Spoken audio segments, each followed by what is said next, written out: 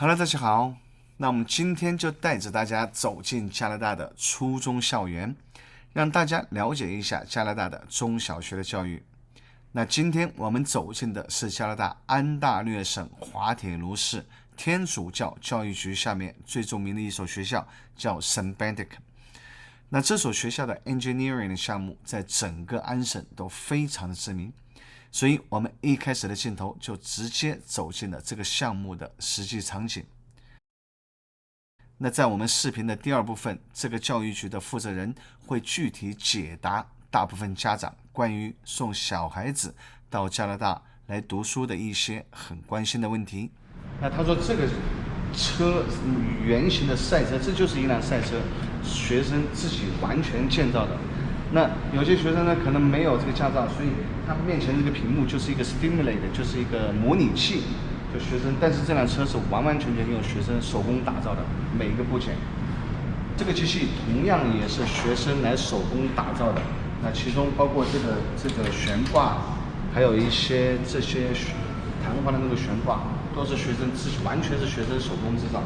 那到后期，那学生还会加一些碳纤维的材料在里面。让这辆车更加的这个轻量化，这也是完完全全由学生来手工打造出来的。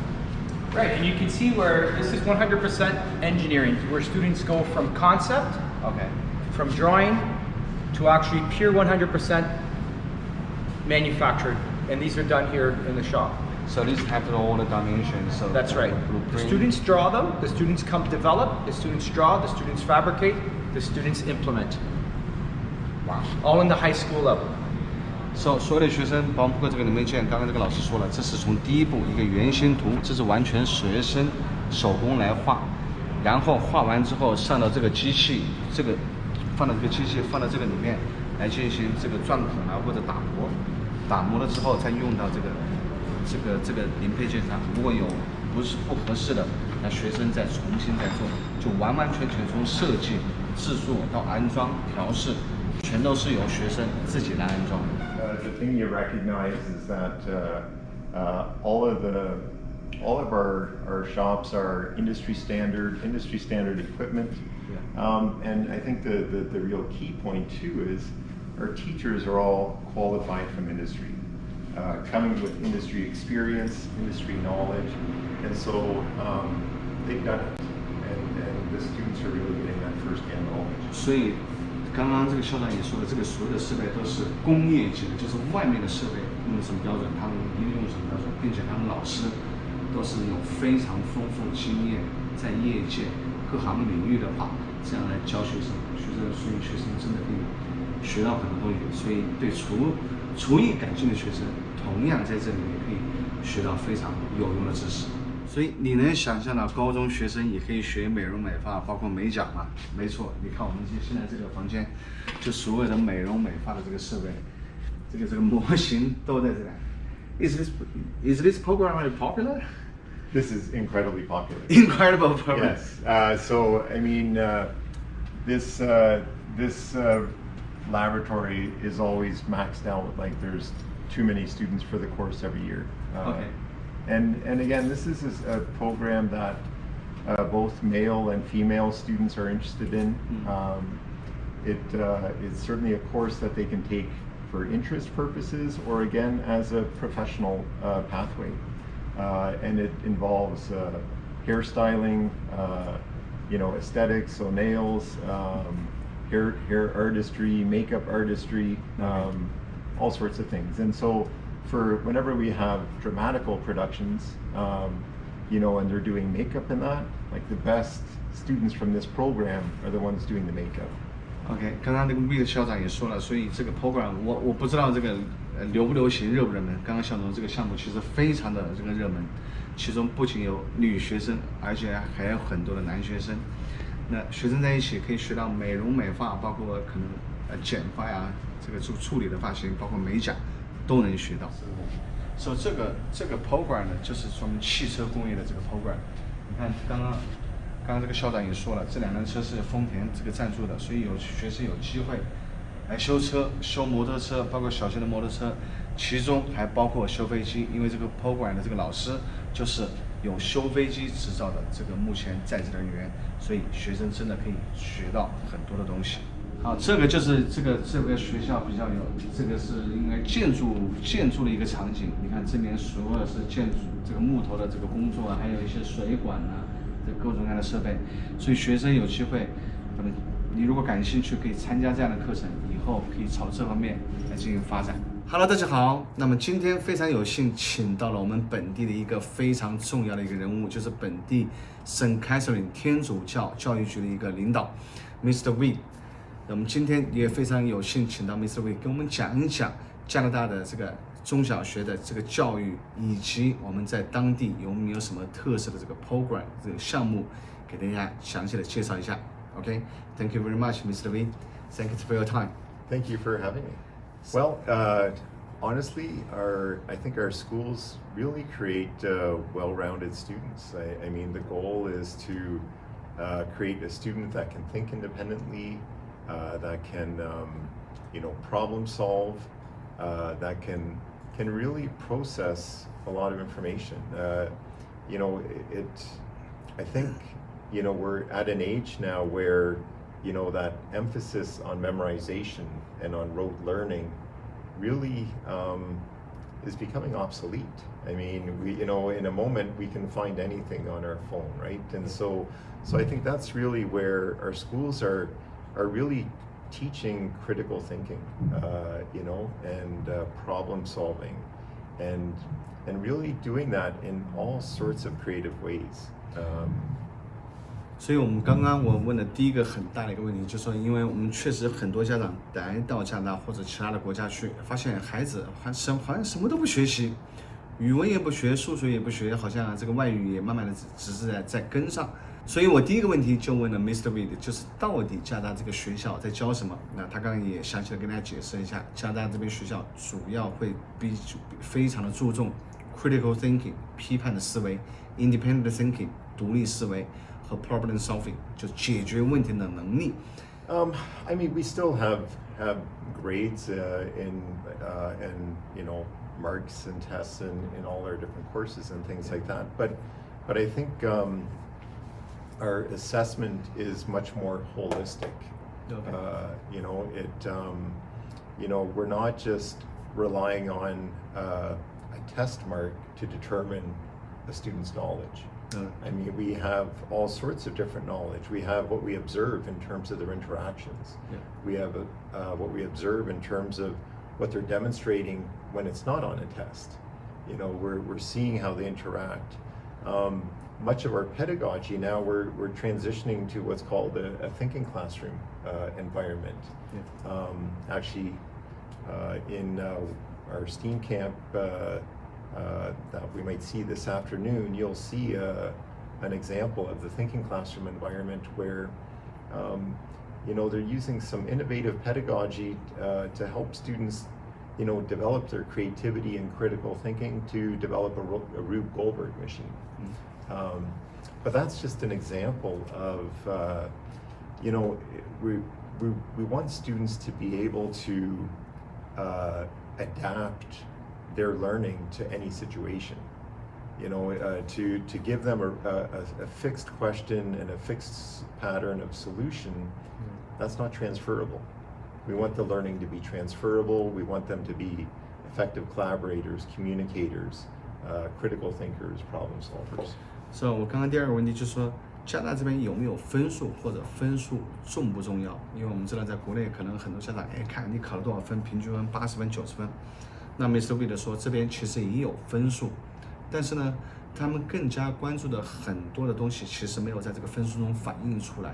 比如说你的这个 activity， 你的一些 problem solving 的能力，所以学校更多的角色在观察学生的成长，并且更加关注你这个技能，你学的这个 knowledge 能不能 transferable， 就是更加运用到今后的这个学习中去，并不是说只是你掌握了这个理论。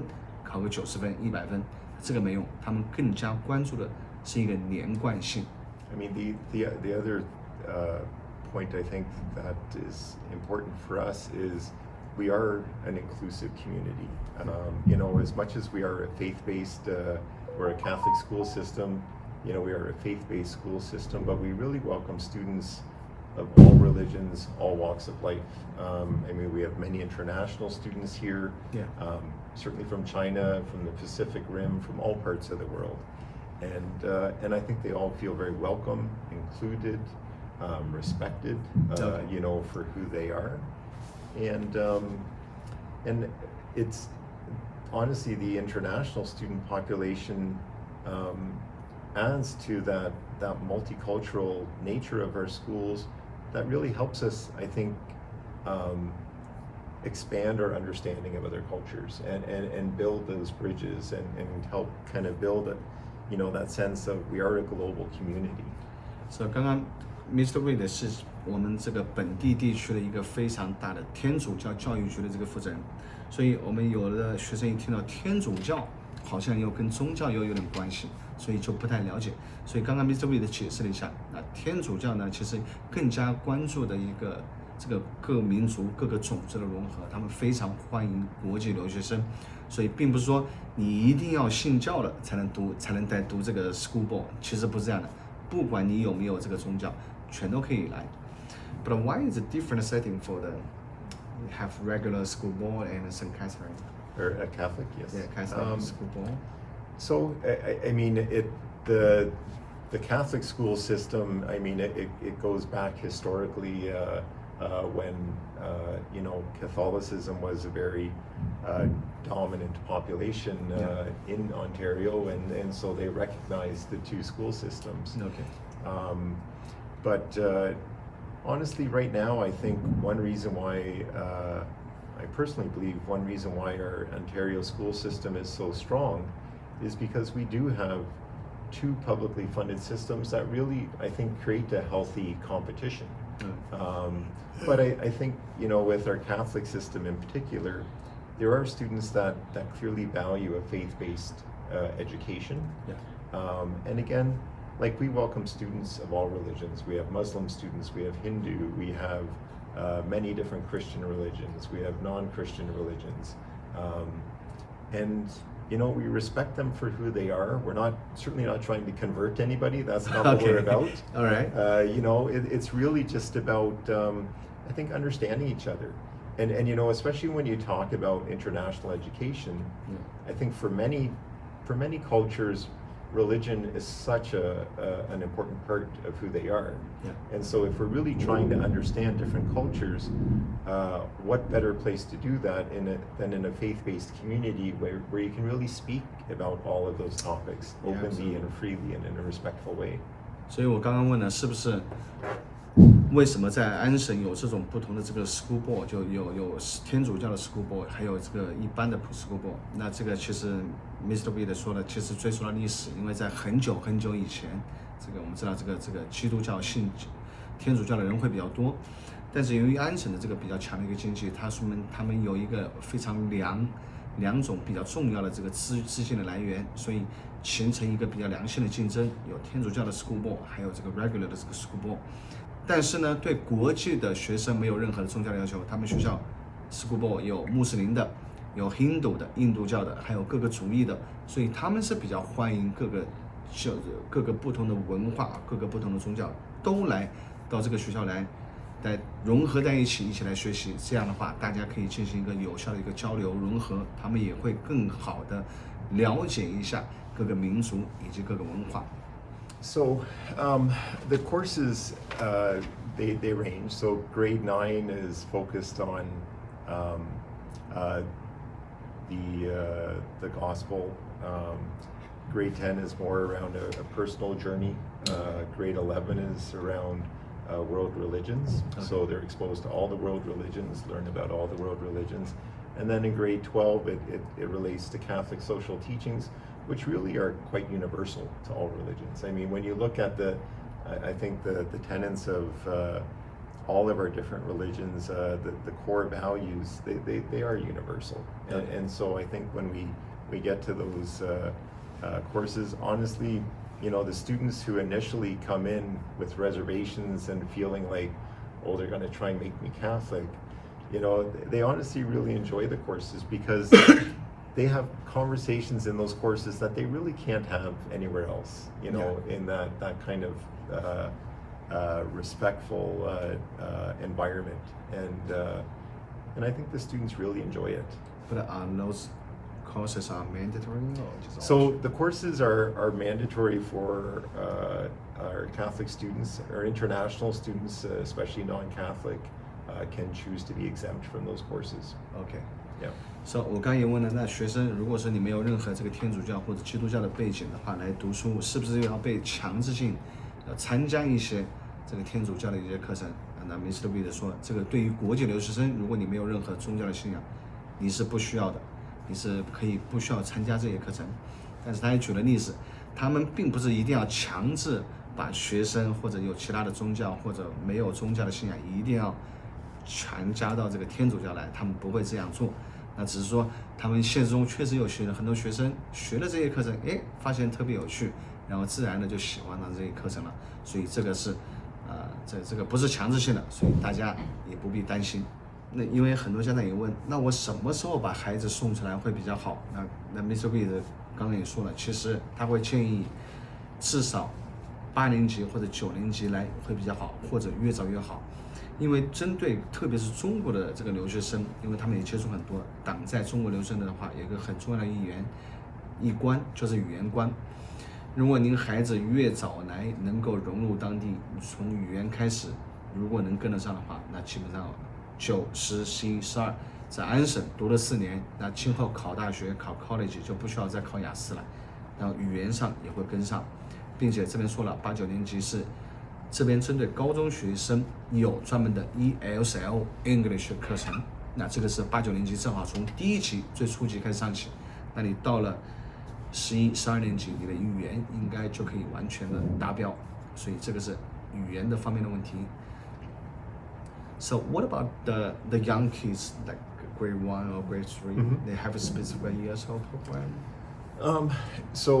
I mean, first of all, for students below grade 8, they would need to come with a blood relative or be staying with a blood relative. So if they have an aunt or uncle here, they would need to have that sort of dynamic for a custodian. But again, if they're in their learning stages of their English, we do have ESL supports in our elementary schools as well. It's not as pervasive, where at a secondary level, a student will get ESL every day, if needed. Okay. At the elementary level, they might get an ESL teacher, once a week for a morning or an afternoon, depending. Or if they're in a school which has a higher population, again, depending where they settle, some schools have full-time ESL support. So it really depends on the school that they land in, and those are things that we can control too, right? I mean, if they're mobile in terms of where they're arriving, we could plan on them being at a school that is going to have that more intensive ESL support throughout. Okay. Yeah. So 其实我们刚刚聊了很大一段了，因为很多人就是孩子还特别小，比如说父母要过来做旅转学啊，要过来陪读，孩子可能1、2、3年级。那 Mr. Wit 刚刚也说了，那其实这边呢是没有单独对幼小学生专门开办这个 ESL 的班，因为他们觉得这个不太需要。但是呢，学校会配 ESL 的这个老师，但是呢，不会每天陪着你，大概1周1次或者1周2次，来单独的为孩子来补习一下这个英语。所以紧接着我后来问了，那孩子的这个一般来说，小孩子大概多久可以把这个英语就完全融入当地学起来呢？他说差不多根据学生的这个经历来看的话，最多一般是1年，取决于你有没有在 homestay 里面住。如果你小孩子居住的地方呢是一个全英文的环境，或者看了很多的英文，那就真的会非常快，1个学期就可以达到。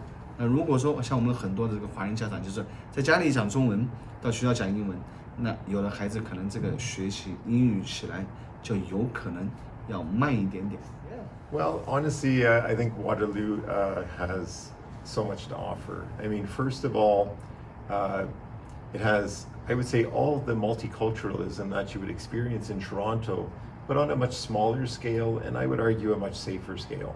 It's like our region, the entire population is around 630,000, and but very multicultural. And that's the one thing I find when international students come to Waterloo region, they see themselves in people around them, right? It's not like, oh, I'm the international student. I mean, everybody, we're highly multicultural. So I think students feel very comfortable fitting into our community. 所以我刚刚问的，那为什么来到滑铁卢地区呢？因为很多家长首先想到加拿大就是多伦多、蒙特利尔或者魁北克，所以但是呢 ，Mr. Wit 说，沃特鲁这个 region 呢，其实这个整体的人数在60多万人口，相当于我们说多伦多是个大都市，是个国际各民族的一个大都市的话，那沃特鲁就相当于一个小城市。其实刚刚最开始第一句话用了一句话 ，safer。就是这个地区呢，要更加的这个安全一点、小一点，但是也是有各个民族的、各个种族的融入在当地，就是比我们可以理解为小1号的这个多伦多吧。But a couple other things I would say though too is, we are a high-tech industry area, so that's translating into, I would say, a very good standard of living, a good quality of life in our region. There are many community services, community centers. Recreational facilities. Plus, we have 3 outstanding post-secondary institutions: Conestoga College, Wilfrid Laurier, and certainly University of Waterloo. A leader internationally in engineering and mathematics, computer science. We have Google headquarters here. We have Facebook. We have so it really is, I would say, a very vibrant community. Because of the multiculturalism, because of, I would say, a large international student population, both from our secondary schools as well as our post-secondary. And, so I think there's a vibrancy. And we're only about an hour away from Toronto. If you want to go to Toronto, you can always do that. Just 1 hour drive. Yeah. 所以另外一个，其实刚刚也介绍了多伦多的滑铁卢这个地区呢，其实加拿大非常著名的一个我们说这个硅谷吧，所有的高科技企业都在这里。比如说Facebook， 然后 Google， 还有很多的 MyVision、Plyboard， 那真是加拿大非常独角兽、非常 top 的这个高科技公司。那此外呢，这个区域还有3所比较在加拿大也比较知名的院校，比如说康尼斯多加学院、滑铁卢大学和劳瑞尔大学。所以我们是一个名副其实的一个非常有活力、有动态的一个区域，高科技企业比较发达，然后学生的质量也比较好。好，我们今天非常感谢这个 Mr. Wit 代表这个天主教的 School Board 接受我们的访问，也确实我们看到了非常跟我们国内的初高中的教育很不一样的情况，好不好？非常感谢这个 Thank you, Mr. Wit. 欢迎他 Waterloo, yeah, fantastic. All right， 那这一期就是给大家讲一讲加拿大这边的这个小学、初高中的教育，希望你已经能够解答很多家长朋友的这个问题，好不好？感谢大家的观看，我们下一期再见，拜拜，拜拜。